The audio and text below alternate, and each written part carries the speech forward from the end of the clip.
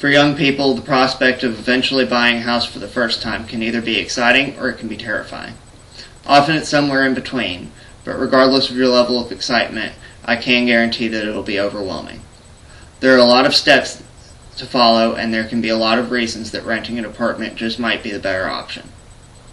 Today, we will be exploring the pros and cons to both buying your first house and continuing to rent an apartment. Hopefully by the end you will be better informed as to which decision might be better suited for you. Some of the basic topics that I'll touch on will be equity, stability, and the level of responsibility that comes with owning your first property.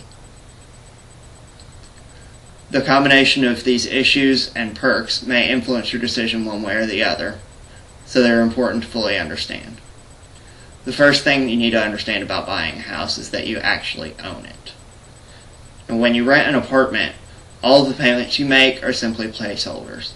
At the end of your lease, the past year or so that you've lived in that apartment basically goes out the window and you're back to square one. And you have nothing to show for it except a slightly thinner wallet. With a house, though, every payment you make is going towards a house that is actually yours.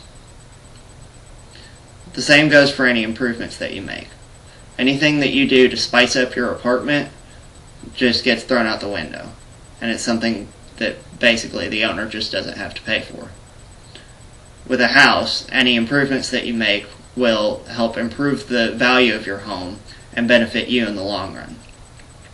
Now, these points are all really no-brainers. Of course, if you buy a house, then you own it. Now let's get into the really intriguing stuff. Did you know that apartments can raise their rent at the end of your lease whether or not you actually move out?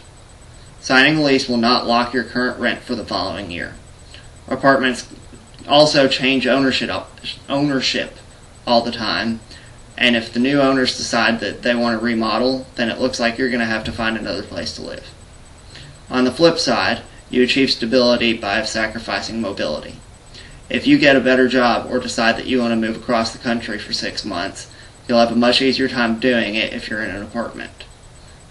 You simply tell your landlord that you'll be moving out, give them a fee for ending your lease early, and then you can be on your way.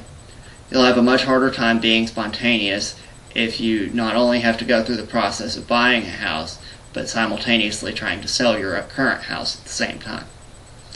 You'll have a lot more freedom and mobility when renting an apartment, but a lot more stability when owning a house.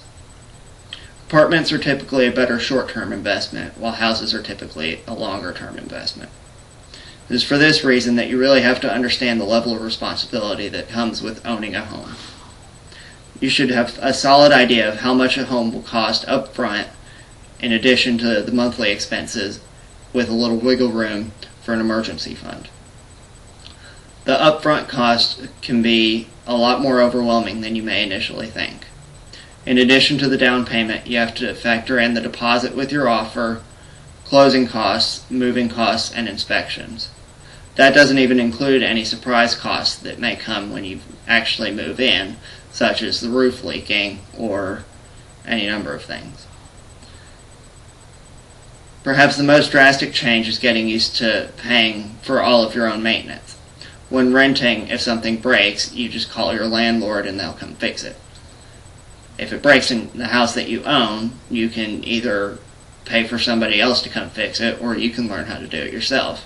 Or if it's your water heater, then you can be without water for a week or so, until you save up enough money to actually pay for the repairs. Combined, all of these factors can be overwhelming, I understand, which is why I still personally rent. It may not occur to all potential buyers that there are quite so many things to think about before buying a home. A lot of people seem to focus on the equity and stability and completely underestimate the level of responsibility that comes with owning a home, and also with maintaining it. I hope that I've been able to provide you with some insight into the home buying experience. It can be overwhelming, but you need to really be sure that you're ready to buy before just jumping into it. I understand that this process can be nerve-wracking. Buying a house can be incredibly exciting or incredibly terrifying, but these emotions are definitely not indicators for what your decision should be. Do some research. Figure out how much you can afford up front. Figure out how much you can afford monthly, and then leave yourself some room for additional expenses, because you will be surprised from time to time. Just make sure that you budget properly and that you make an informed decision before buying a house.